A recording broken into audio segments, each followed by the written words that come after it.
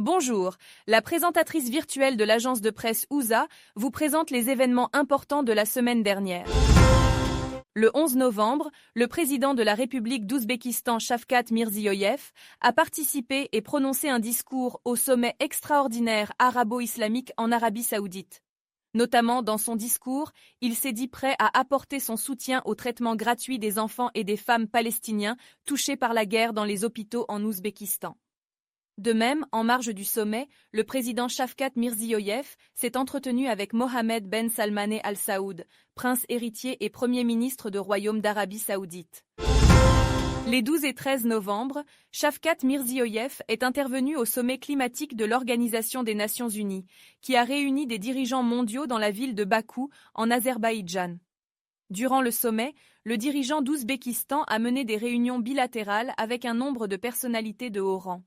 En particulier, il a rencontré le président du Conseil européen, les présidents d'Azerbaïdjan, de Finlande et du Monténégro, les premiers ministres de Tchéquie et de Grèce, les dirigeants de la Banque européenne pour la reconstruction et le développement, de la Banque islamique de développement, le directeur général de l'Organisation mondiale du commerce et d'autres invités de marque pour discuter des sujets importants.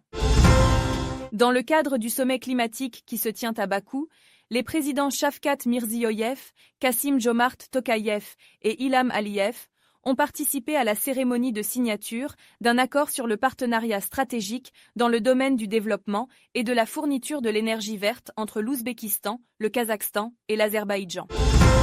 En marge du sommet à Bakou, l'Ouzbékistan et l'Azerbaïdjan ont organisé conjointement un forum sur le leadership des jeunes dans les efforts face au changement climatique.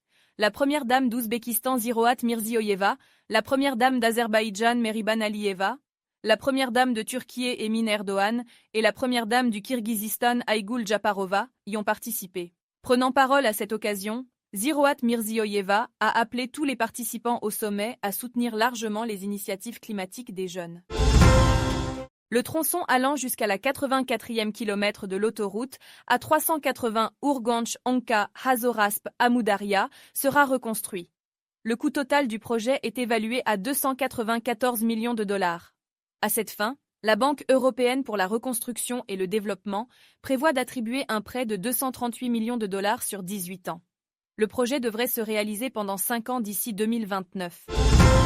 Lors d'un entretien à Bakou, le ministère de l'énergie d'Ouzbékistan et la compagnie saoudienne ACWA Power ont signé un contrat sur la mise en œuvre du projet de construction des systèmes de stockage de l'énergie électrique d'une capacité totale de 2000 MWh sur le territoire de la République.